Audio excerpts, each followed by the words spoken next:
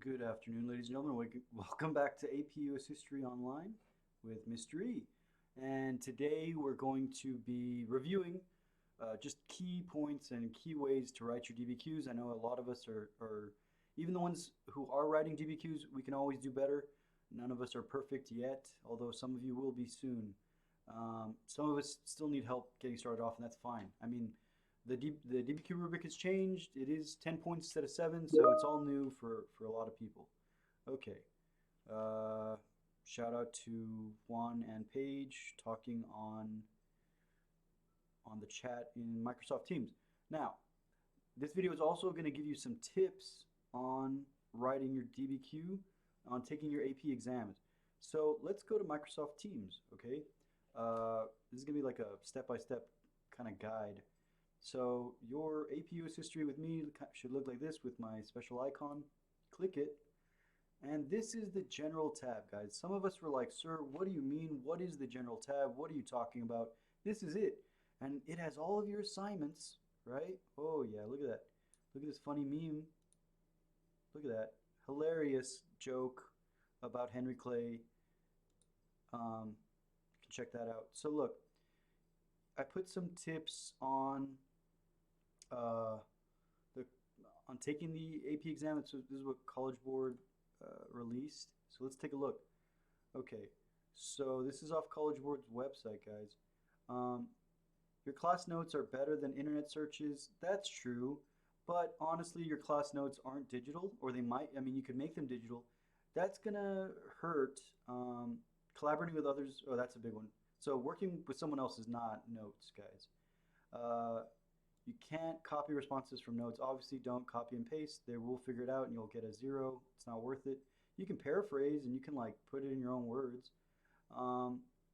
So you still need to prepare, guys. You still need to read the AMSCO book. You still need to review, right? So just because it's open book, open note doesn't mean it's going to be easier. My law school exams are all open book, all open note, and they are super freaking difficult still, guys. They would be pretty much impossible if they weren't open book. But the book's not really going to help you if you don't know what you're talking about, you don't know the skill. As you all know, right? So if we don't know how to do the DBQ, it doesn't matter if it's open book because we're not going to be able to write that essay and it's game over for us, which we're not going to have and it's not going to happen. Because we're going to review, we're going to go over it, we're going to practice. So, wow, people are just talking and talking and talking. I want to mute this. Let's just keep going. All right, so let's go over. You know what? All right, I'll quit Teams here in a second. So when we're on the general chat, you can see every assignment's posted, right? If you're still confused, you just press View Assignment, and we'll go to Student View. So this is what you see, right? And oh, that's pretty much the answer key, and you know the exemplars and stuff. So in terms of using our notes, this is your best resource. Watch. Files, it's on the general, right? There's AMSCO, so we'll just click that. We go to Files, okay, we're at Posts, that's the main page, then Files, then we go to AMSCO 2019. Now, you're not going to want to do this during the AP exam because it's going to load through Teams, and Teams takes a lot of resources, a lot of RAM, a lot of memory. We're going to download this puppy. Download it to your phone or download it to whatever you're going to take the test on, your computer, your laptop, your tablet. Make sure you have it. It's not a very big file. I think it's only 50 megabytes, right? Okay, so let's open it. Okay, so this is on our computer. I gave you the searchable. See how it says the file says searchable? So this is a searchable file, guys. What does that mean? You press the magnifying glass. Okay, and then we can look, let's see, the DBQ questions on the market revolution. I forgot what that is. Market revolution. Huh.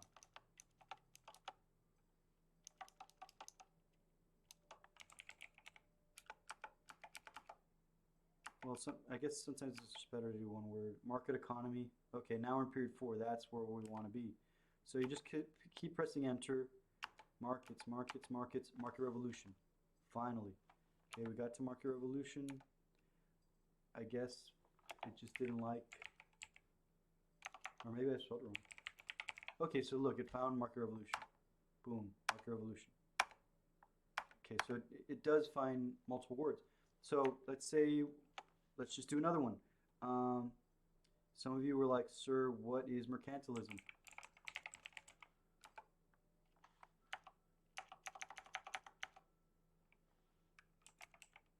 Did I spell it wrong? Wait. Okay, let's try encomienda. Guess that's not in this book. Or maybe I'm spelling it wrong. Let's try Cold War. Okay, there we go. Cold War. Oh, I just got to give it a little bit. You know what? This is Internet Explorer, which is god-awful. I don't even know if on this computer I have... So it does work, but you just give it a while. I think for this PDF file, you probably want to open Adobe Acrobat. Do I have that? Adobe Reader. No, I don't have it installed. I don't have it installed. It's either opening it through Adobe Acrobat or through a browser like Internet Explorer would be good. The search function is still going to be the same, guys. And this is way easier than flipping through notes. Okay, let's look at Korematsu. Oh god, that's specific. But what was that case? Oh, Korematsu versus US. And guys, it's scanning through the whole book. Okay, you don't have to flip or anything. See how I'm doing it up here in the top left corner? It's all about that magnifying glass, guys. Also, you could press Control F. Okay, I'm gonna close Microsoft Teams. All right. Let's get out of there. So you could also do Control F. Control F does the search function. Okay, so let's just pretend communism, right? Oh, okay, here we go. Communism, communism, communism. Now there's 40 results, right, guys? Communism is pretty much all of period 8. So it's like, okay, oh god, there's 40 things where it says communism. So that is way faster, guys. I think that's a valuable tool. All right. That's a cool tool. If you still have trouble or it's not working, let me know in the comments, and I will teach you. You know, I'll do a little like in office hours. I'll show you again. Okay, let's move on with our DBQ work. Okay, some of us are still struggling. Let's take a look. Well, before we get to this YouTuber and this YouTube channel, Heimler's History. Right, look, he has all these videos. Maybe he's just trying to make more content for his channel. He has a bunch. So look, how to write a DBQ, difference between different scores of a DBQ, how to write a DBQ for 2020. This is a practice session. Yeah, we'll go through this one. Or no, we'll go through this one. Okay, no, we'll go through this one. Please don't run out. Oh, it's Disney Plus. Okay. Write it down. Yeah, this one looks better. History and AP. Okay, this guy's good, guys. And, you know, I'm not going to reinvent the wheel here. We'll just watch him together because he's better than me in making that video. No, probably in general. Probably in everything. It's okay, though. I try. Okay, so look, guys. Oh, let me show you. How did I find the... oh, gosh. I hate... Internet Explorer is really bad, guys. Try Google Chrome or try Mozilla Firefox. Internet Explorer is deathly, ghastly. Microsoft Edge is okay, but still pretty bad. So I'm in Google. I just type in AP US History, DBQ student samples, right? And then boom. Not this one, this first one. We want the exam. Say AP Central. Because that first one. So, okay, AP US History, the exam. This is an AP Central. I'm going to go down, just telling us about the exam. But look, this is 2019. This is the free response DBQ. So if I click it, it tells me the one from last year. And we already went over this one in class. So look, it gives you everything. It gives you all the points, you know, all the documents. And then it goes step by step. What is a good thesis? What is a bad thesis? Okay, what's a good way to do HIP for this document? What's a bad way to do HIP? Okay, now the question was, how did the progressive movement foster political change? And so then at the end it has the exemplar, right? So boom, this kid wrote an amazing DBQ on the progressive here. I got a perfect score. Okay, and that, oh, 3 of 3, right? So it was 3 pages long. Look at, so that's one DBQ. Now, with this new rubric, it's probably not going to be as long because there's only 5 documents, but it'll be similar in length. Okay. Oh no, oh god, I accidentally closed it. Let's go back. Okay, so that's 2019. You can find the other ones in here, pre-response questions. Okay, here's 2018. That's the one on the Spanish-American War and American imperialism. 2017, that's the one that we're going to work on. Okay, that's the one that is period 3 with the teacup or the teapot. Okay, and I already have it open. You can download it, or you can just, so boom, here it is. 2017 sample student responses. So let's take a look. Let's go step by step. Very valuable. So look, this is the question that we were writing our DBQ on, right? If you also notice, this is what we're going to be working today as our little worksheet. You'll recall these documents. We're going to HIP the documents together, and that'll be the skill that you have to show me, because some people were having trouble with HIP, even the people who actually finished and wrote the essay. We're going to make sure we have the thesis, and we're going to make sure you can just copy your body paragraph. So we're going to be doing all this, and you can copy if you've already done it, or you can modify it and make it better. Okay, so it has, this is what stands out, right? So also, essentially, you can just copy from the guide, right? It's pretty much a, did you use the guide? Did you read the guide? Did you copy from the guide? That's fine. Look, here's a thesis. Okay, now the rubric has 10 points. They just doubled some of the points. A thesis, what's a good thesis? Oh, okay, these are 2 examples of good thesis. Okay, right here. Boom and boom. Okay, they respond to the prompt. Extent of change, changing continuity over time, that's the skill. From the end of the 7 Years' War to the end of the American Revolution. Okay, these are 2 great thesis statements. They're not super complicated, but they respond to the prompt. So how are you going to get argument development? This is just part of the thesis. Is it going to be a complicated thesis, right? It's just a complexity point that you get at the end when you kind of link it, but this flows throughout the essay. So we'll go through that, okay? This is like the general overview of what you need to be doing. Document analysis, they're going to go into more detail further down, right? So we go further down, contextualization. Okay, this is what you would do in the intro, guys. Before you start writing, you would talk about the Enlightenment, talk about the French and Indian War, right? Because that's from 1754 to 1763. So that's what we want to use before we write our thesis statement in the intro paragraph. Now, evidence beyond the documents. This is 2 points now. Instead of 1 point, it's 2 points. So you're going to need 2 of these, not just 1 of them. And I say do more than 2, maybe do 2, 3, or 4. Just throw them in there. Boston Massacre, Boston Tea Party, Articles of Confederation, stuff you just know, guys. Declaration of Independence. Okay, boycotts. They weren't buying tea. They were just drinking coffee, stuff like that. Now keep this in mind. The rubric has changed.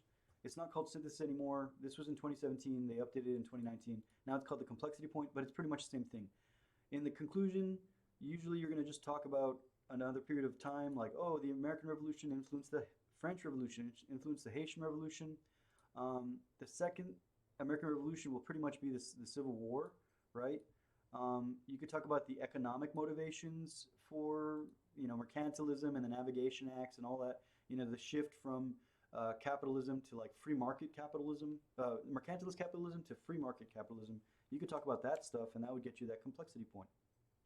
That is probably one of the hardest points to get. Usually, it can be referenced and flows throughout the essay, but it's easier to just concentrate in the conclusion to get that point. So they go over the document summaries, guys. So remember, you got to summarize.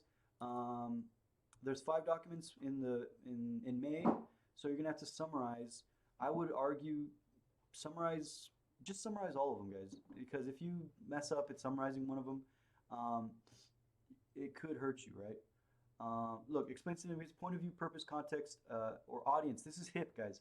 So this is the HIP for each document, guys. And they tell you which one.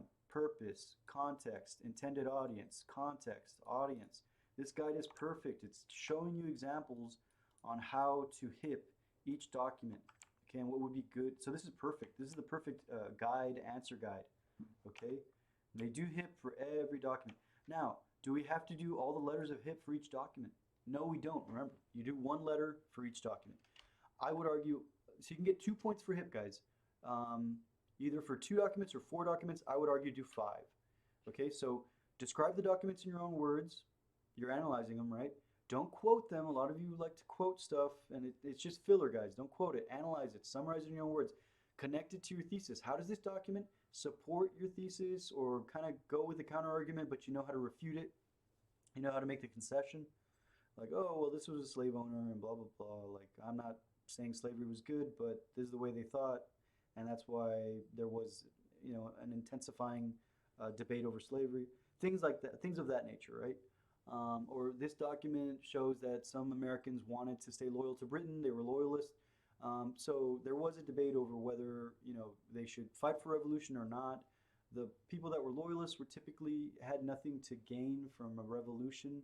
So economically, they didn't have an interest. There was nothing for them at stake. And that's just what you're already analyzing the document. Like, why would they think that way? Okay, why would they have that point of view? All right. So it continues, okay? I don't know, sir, I don't know how to write a good thesis.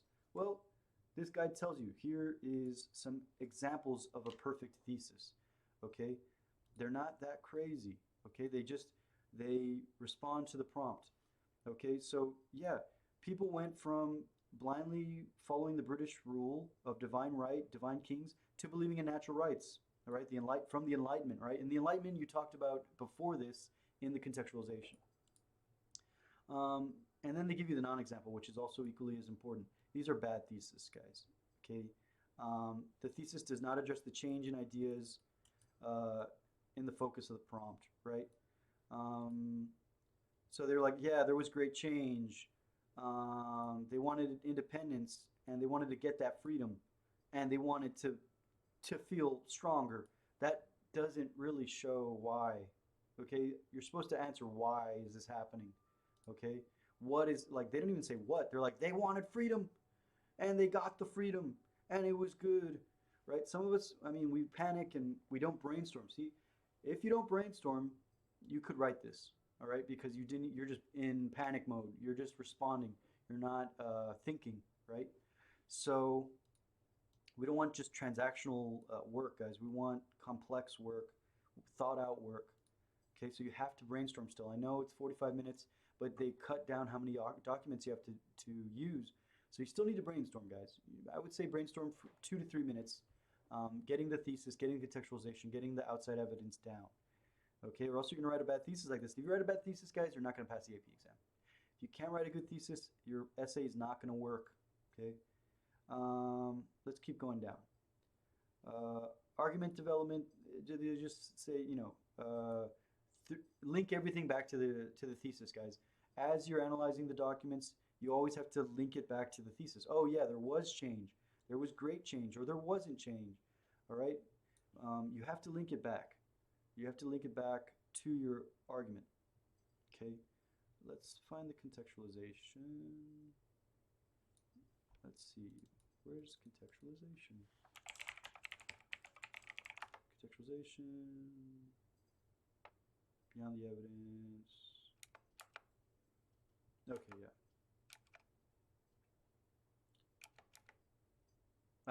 Okay. So, see, guys, I did the search function again. It makes life way easier instead of flipping through the document. Okay, so easy when you have digital files, digital books, digital notes. So contextualization. Okay, these are all the ideas that would be good contextualization, guys. This is what you would write before your thesis. And you don't have to use all of these, guys, right? But you would just definitely talk about the Enlightenment. That's dead giveaway. Talk about the 7 Years' War, the French and Indian War. talk about, and it doesn't all have to be in the intro, guys. Like maybe these two bullet points could be in the intro. Some of these you could reference and when you're analyzing the documents, and it's outside information, but it's also contextualization. So you're killing two birds with one stone. Okay. So perfect gives you, this guide is amazing. All these guides are super good, guys, because they type it all out for you. Oh, okay. Here's a direct example. And now when they say examples of acceptable contextualization, they literally took this from a student's essay, and this is from some kid wrote this, right? Oh, look. So one of them, just like I said, French and Indian War, right? They talk about George Grenville, who came up with ending salutary neglect and paying for the debt, right? You don't have to like, I mean, you just want to show that you know history, right? So you can name drop, unless you don't know or remember the name, then just, you don't have to like talk about them. Just, you could just leave his name out, right? Or you could look him up, right? Because it is open note. Navigation Acts, guys, okay? Ending salutary neglect. I want to see that in your contextualization. The Navigation Acts were created in the 1600s. They wanted to restrict colonial trade, but they were not enforced, and that was called salutary neglect, right? So the colonists were accustomed to this freedom. They were accustomed to those rights. Now, the French and Indian War is going to end salutary neglect in 1763 because of the debt incurred by the British Empire, right? I mean, could throw in George Grenville as the guy who came up with that idea. Bad contextualization, guys. Sometimes we rush. We don't make connections to our thesis. So look, this tax, along with the end of salutary neglect, was a shock to the colonists and caused anger. You're not explaining what salutary neglect is. You're just name dropping. You can't just name drop, guys. You have to explain it. It's like a definition. You can't just say like, yeah, and the salutary neglect, it was bad. No, you got to say, what is salutary neglect? All right. Here, this kid tells us what salutary neglect is. Here, this kid doesn't say. We don't know do they know what salutary neglect is? We don't know, right? This is a test, guys. They're seeing if you know U.S. history. All right, or you can explain it. Okay, Enlightenment era. They don't really talk about what the Enlightenment era is. They just say the Enlightenment era. You know, and you all know that. Like sometimes you'll know the word, but you won't know what it means, and you're like, yeah, with the Enlightenment, ergo, vis-a-vis. And you're like, what? Do you even know what that is? Why are you saying that? Okay, so evidence beyond the documents, guys. So this is 2 points in the new rubric. So you want to get 2 of these. It used to be 1 point, now it's 2. So you'd have to use 2 of these, but are we just going to use 2? No. Use as many as you can. 3 or 4, and guys, you can't name drop again. You can't merely phrase or reference something, right? Look what they say right here. It's not awarded for a phrase or a reference. This is awarded for explaining it and how so it's like there's 5 documents you have to use, or in the old DBQ there's 7 documents, right? So the outside evidence is like, oh, if I could make an 8th document or a 9th document, which ones would I choose because I know about them? And essentially you have to like explain it. You have to explain how it relates to the thesis, how it relates to the prompt. Okay, you can't just be like, yeah, and the Boston Tea Party was also, you know, an event that happened before the Revolution. No, you don't explain like why it happened, right? With the Sons of Liberty, it was in response to the taxations placed by the King of England, King George. It was a protest on the Tea Act, right?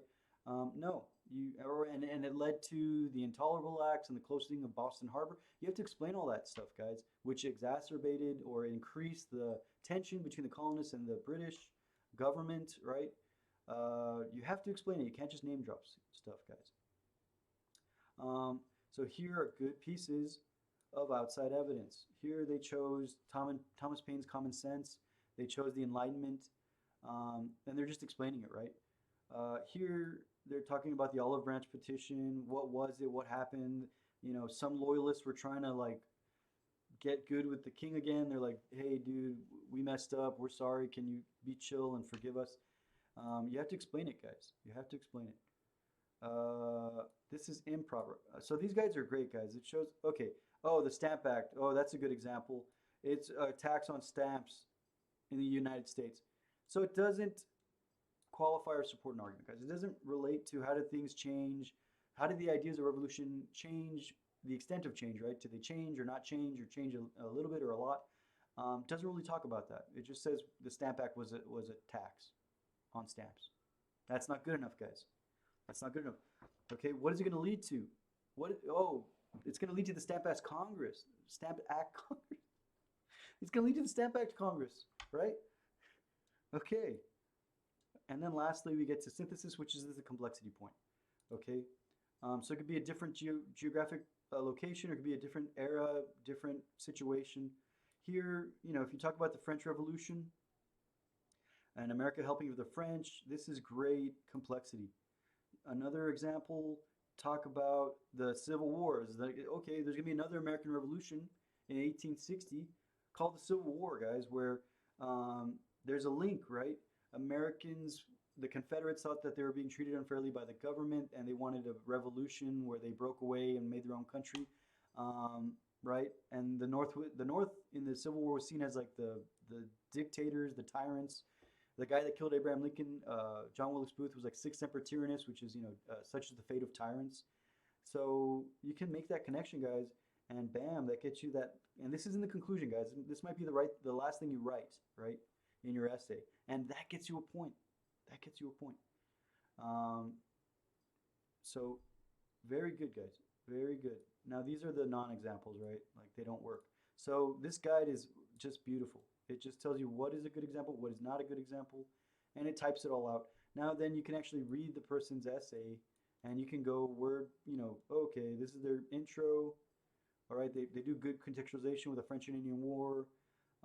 It's not, you know, and the intro is not that long, okay?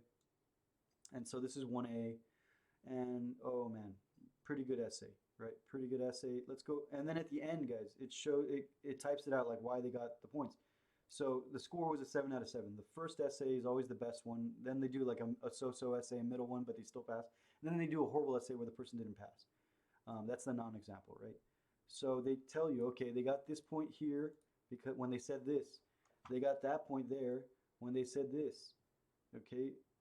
They got the evidence, they got the contextualization point when they said this, okay? And they just, it's great, okay? They got the complexity point when they talked about, is there more? There has to be more. Yeah, the synthesis point. Oh, they connected it to the German sympathizers of World War I. Wow, kind of like the loyalists in the American Revolution, right? The German sympathizers were, you know, not wanting to condemn World War I. Okay, very good, very good. Okay.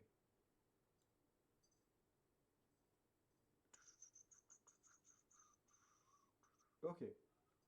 So other than that, this document is your friend, guys. This document is beautiful. It gives you everything you want to help you write your DBQ. We have a little bit more time. Let's go over some more tips. Let's check out this guy's. So his name is Heimler's History. If you type it in on YouTube, right, and I'll put a link in the description. Shout out to. Let's put the closed caption on. Okay. European history will. Well, hey, and welcome back to Heimler's History. So we know this year's AP World History, AP US History, and AP European History will be a 45-minute document-based question.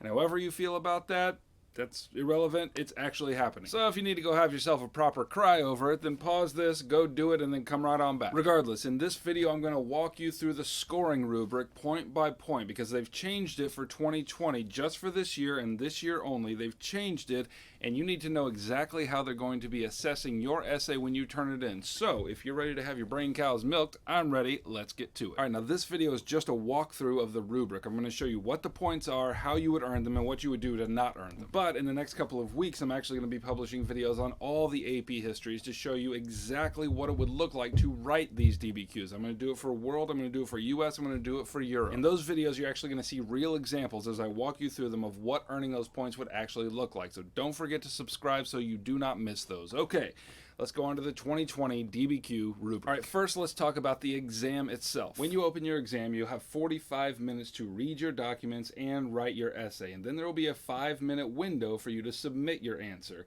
And in late April, the College Board is supposed to open up a simulated testing environment so you can see exactly how that will work. Okay, so now let's go through the steps of what you need to do in order to score well on this DBQ. Step 1, read and understand the question. Now, it's going to be tempting for a lot of people just to read the prompt quickly, go right to the documents and start reading, but don't be that guy. Stop yourself and read it carefully. Normally I would tell you to mark it up, to actually take your pen and write all over the prompt, but we don't have any confirmation that you'll actually be able to print these exams, so supposing you cannot print it, here are the 3 things you need to be looking for in the prompt. Number 1, what is the historical thinking skill embedded in the question? Is it asking you to compare 2 things? Is it asking you to talk about change over time? Whatever it is, write it down, highlight it, underline it, get it tattooed on your forehead, because that is the kind of essay you must write. If the prompt asks you to compare 2 things, then make sure your essay is actually comparing things. And let me just give you an example prompt. Evaluate the extent to which the progressive movement fostered political change in the United States from 1890 to 1920. Okay, did you see it? The kind of essay that they want you to write is a change essay, and more specifically, to what degree was there change? The second thing you need to note in the prompt is what kind of categories are they giving you. Now, in the same prompt, note that it's asking you about political change. Now, the progressive movement fostered an awful lot of social change as well, but that's not what they're asking about. They're asking about political change, so your essay should be about political change. The third thing you need to note is the time period that they give you. In this case, it's 1890 to 1920, and therefore your essay needs to deal with issues within that time period. Now, I know all of this sounds probably very intuitive to you, and you're tempted just to blow right through it, but remember, and I never tire of saying this, when I am under pressure, I am dumber than I think. What seems so very clear to me right now when I'm not under pressure is going to be cloudy and dark and murky when the clock starts ticking. And as somebody who has scored thousands of these essays at a national level, take it from me. I've seen very beautifully written essays that did not write about the time period given, or they wrote about the same theme but in a different time period, and they get little to no points. So read the question carefully and do what maybe feels remedial to you, mark it up, and make sure you understand it. Okay, that's step number 1, read and understand the prompt. Step number 2 is to read through the documents quickly. Now, for the 2020 DBQ, you're only going to have 5 documents instead of the normal 7. And if I had to guess, and take this with a grain of salt, it's literally just a guess, but it's based on all the previous year's DBQs. If I had to guess, you're going to have 4 documents that you have to read and 1 document that's an image. Now remember, you're only going to have 45 minutes to take this exam, so my suggestion is that you spend 10 minutes, no more than 10 minutes, reading and analyzing the documents. And when you read each document quickly, you need to be looking for the following. First, what is the source of the document? Who is speaking and to whom? Where in the timeline you're writing about does this document sit? Note these things because it'll help later when it comes to sourcing, and if you don't know what that means, don't worry, I'll explain it later. Second, summarize the main idea of the document with reference to the prompt. Keep in mind that they're giving you these documents as evidence because they think that these documents will help you answer the question. So the little exercise I go through when I look at a document is this. If I only had this document, how would it answer the question? And then just write down the main idea. The third thing you need to do is to group your documents into 2 groups. With 5 documents, 2 groups are probably all that you can viably create. So if the prompt asks you to talk about the causes of imperialism, for example, and you're reading through the documents and you realize that they're giving economic reasons in a few of the documents, they're giving religious reasons in another few of the documents, then group them like that. And I want to emphasize grouping your documents because of a common error I've seen and that we've all seen who've scored your essays on a national level. A common mistake is to see the students use their documents like this. In document 1, it says. In document 2, it says. In document 3, it says. And then the student just goes through all the documents in order. Now, theoretically, I suppose you could still get full points for using your documents in order like that, but those essays, by experience, rarely get full points. When you just start listing your documents in order like that, it's a clear signal to the reader that this person doesn't have a clear handle on their argument. But grouping your documents by category is a higher level cognitive exercise, and it shows that you've made connections between the documents, and that means you're well on your way to making a good argument. Okay, now that you've read and understood the prompts, and now that you've analyzed and grouped your documents, it's time to start writing. And here's where I take you point by point through the 2020 DBQ rubric. And remember, in this video, I'm just going to be talking generally, giving you basic guidelines, and if you want to follow along on the rubric, rubric, then there's a link in the description below where you can download the official one. Next week, we'll get into writing them, and I'll show you how to earn these specific points with examples. Okay, your DBQ this year is going to be scored on a 10-point scale. Previous years, it's been 7, but this year it is 10. The first point is for the thesis, and you can get between 0 and 1 point for this. Now, arguably, your thesis is one of the most important things you're going to do in this essay because it's going to organize your argument and anticipate your argument before you even get there. So it's very important that you get this right. Now, in order to earn this point, the rubric says that you must write 1 or 2 sentences which are historically defensible and establishes a line of reasoning. So you won't get the point here for merely restating the prompt. Your thesis should actually be your argument in miniature. Additionally, your thesis needs to be specific, which is to say you need to mention we want your because a and fact. Now let me give you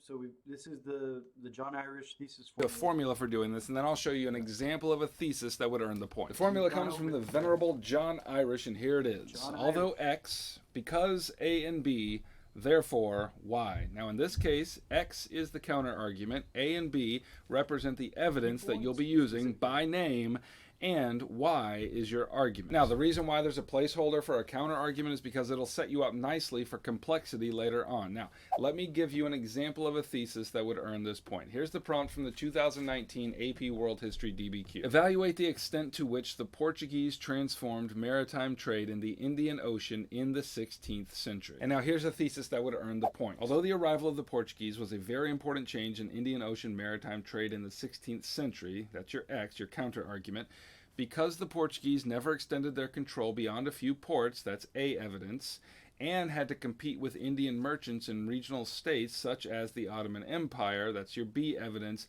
it did not completely transform the trade. That's your argument. So notice how that establishes a line of reasoning and is very specific. That thesis earns the point. Okay, the second point on the rubric is for contextualization, and for this you can earn between 0 and 1 point. Now, contextualization is there for you to situate your argument in the larger historical context. Now, the rubric tells you that you can explain the historical context before, during, or after the time period of your prompt. And here's where I tell you that I've never successfully scored an essay that has successfully contextualized during or after the prompt. It's possible and it's available, so do it if you want, but by far the most intuitive way to earn this point is by explaining the events that occurred before the given time period. Now, how far before the time period should you go? Just for poops and giggles, let's go back to the Portuguese trading prompt. Now, technically speaking, the Neolithic Revolution could be linked by causation to the rise of Portuguese trading in the Indian Ocean. After all, the Portuguese state would never have arisen and never would have gone out into the ocean to start trading if 10,000 years before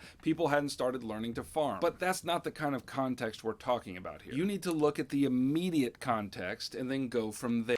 Right, so immediate context is like the surrounding period of time, like 20 years before, 20 years after, or during that time period. I would not recommend going, I mean, it depends, right? But try not to go, past 20 years. I mean, maybe 30, maybe 50, but rule of thumb is like plus or minus 20. There. In US and European history, a decent guideline to go by is about 50 to 100 years before your prompt. For world history, maybe 100 to 200 years, depending on the prompt. So in the Portuguese trading example, it would be okay, so maybe 50 or 100 years.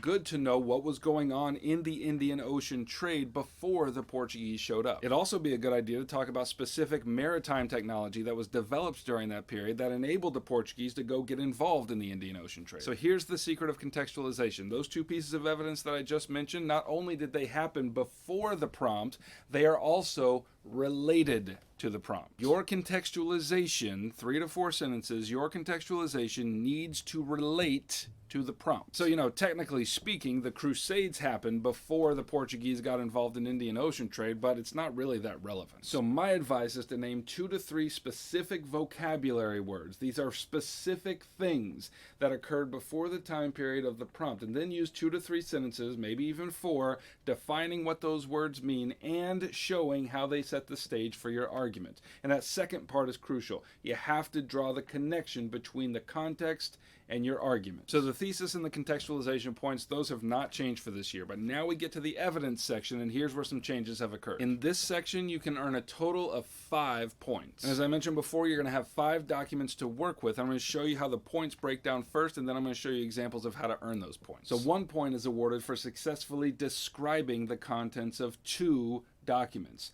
2 points are awarded for successfully supporting your argument with 2 documents. 3 points are awarded for supporting your argument with at least 4 documents. And as a little side note here, I recommend that you use all 5 documents, because if you get an interpretation wrong, you can still get 3 points. Okay, so that's the 3 points in the evidence section. You can earn the remaining 2 points by writing about evidence related to your prompt, but which is not mentioned in the documents. If you do that once, it's 1 point. If you do that twice, it's 2 points. Okay, now that was a lot, so let me try to explain it. We'll start with your handling of the document. Let me just say this out of the gate. Don't quote from the documents for 2 very important reasons. Number 1, the people reading these know the documents backwards and forwards. You don't need to quote them for their sake. But secondly, it's just a waste of time. You've only got 45 minutes to write this thing.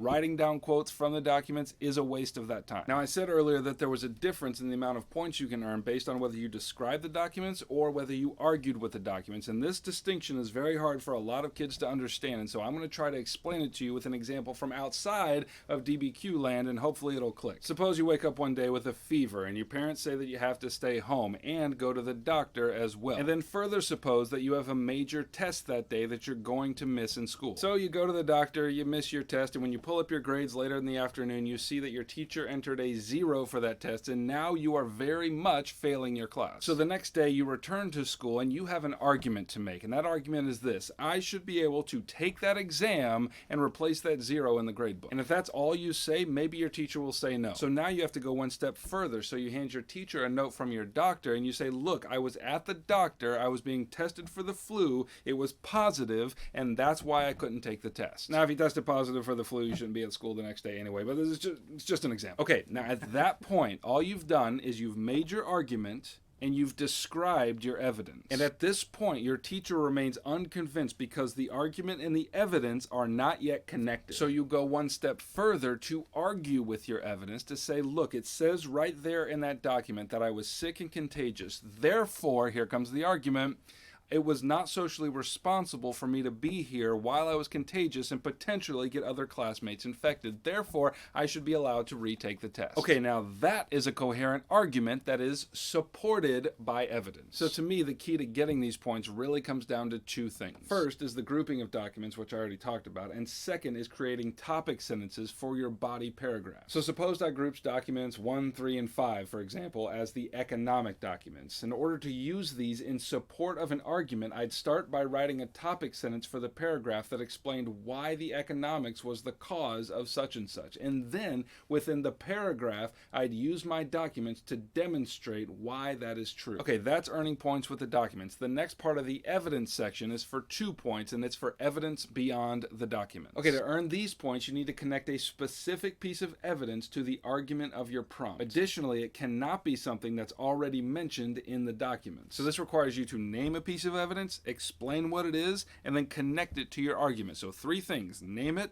explain it, and connect it. And a lot of people lose this point because they can usually name a piece of evidence, but they forget to explain it and connect it. And there's no specific place in your essay where you need to do this. Just find out where it's relevant and then just stick it there. Also, there's not a specific time period given on the rubric from which you have to pull this evidence. For example, it doesn't say that your evidence beyond the documents has to come from the same time period that you're writing about. However, usually it's the case that when you're using evidence to support your argument, it's probably going to come from within the same time period. Now, not always, but usually it does. Okay, if you do that once, it's 1 point. If you do that twice, it's 2 points. Okay, now let's move to the last section of the rubric, which is for analysis and reasoning, and here you can earn up to 3 points. The first section is about sourcing documents, and you can earn 2 points here. And admittedly, this is one of the harder things for students to get a grasp on usually, so let me try to explain it. To source a document means to show how that document's historical situation, audience, purpose, or point of view is relevant to the interpretation of the document. To source for a historical situation means to place the document in its larger historical context. So if your document is Lincoln's second inaugural address, then it might be important to know its historical situation, which is to say it was given in the midst of the American Civil War. To source for audience, you need to demonstrate why it's important for us to know to whom this was written.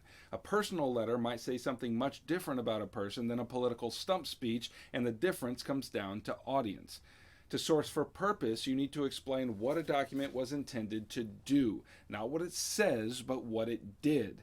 If you have a nationalistic speech from a leader of a colonized nation, then you need to tell us what that speech actually accomplished.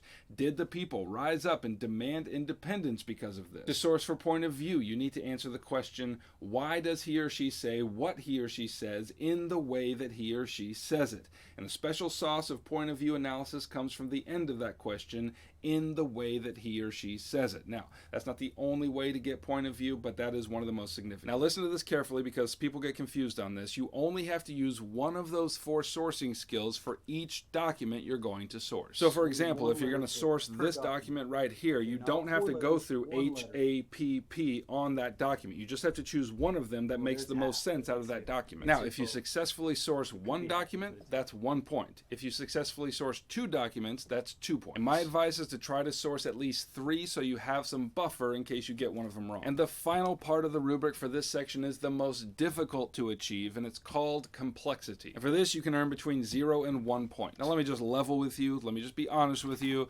Only 2% of everyone who writes DBQs earns this point. It's very rare, and add to that, it's nearly impossible to teach. I have yet to meet a teacher who looked at me and said, yeah, I know how to teach complexity. But at the end of the day, here's what this point is all about. Is your essay nuanced? Does it analyze multiple variables? Does it explain the complexity of the topic at hand with skill and with beauty? If so, it'll earn this point. And look, every year when we go to score these essays, the first half of the first day is devoted to training us. And when we're getting trained for this point, I kid you not, this is what they tell us.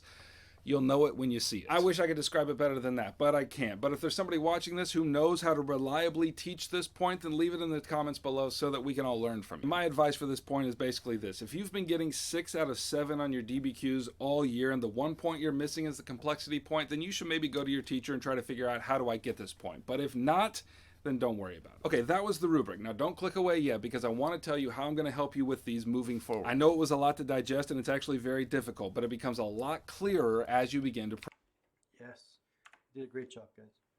Did a great job. Nah, you always tell me to finish the video early. Let's practice. So for the next 4 weeks leading up to the exam, I'll be taking actual old DBQs and modifying them to have 5 documents, and I'm going to take you with me as I write them. I'm not going to actually write them all out, but I will show you the process that I would go through to brainstorm and organize everything. And I'll be doing that for AP World, AP US, and AP European History. So make sure you subscribe so you don't miss any of that. And if you're in AP World History and you need help reviewing unit. Cool. So yeah, Heimler's history, guys. Okay, oh, I put Himmler, that's...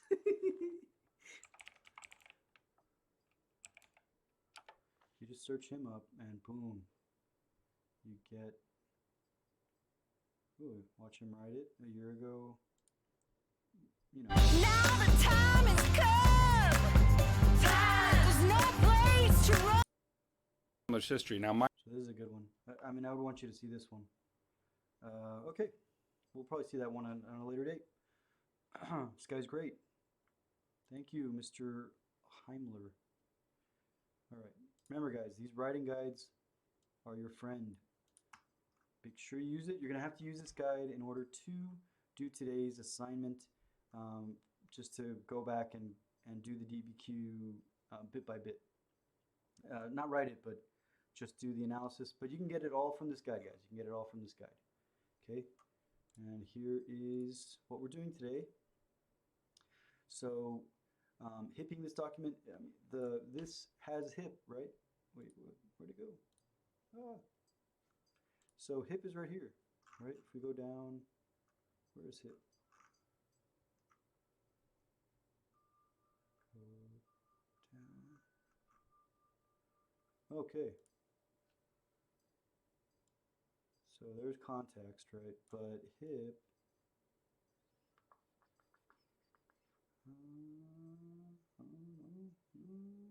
where's hip? Thesis. Oh no, here's hip.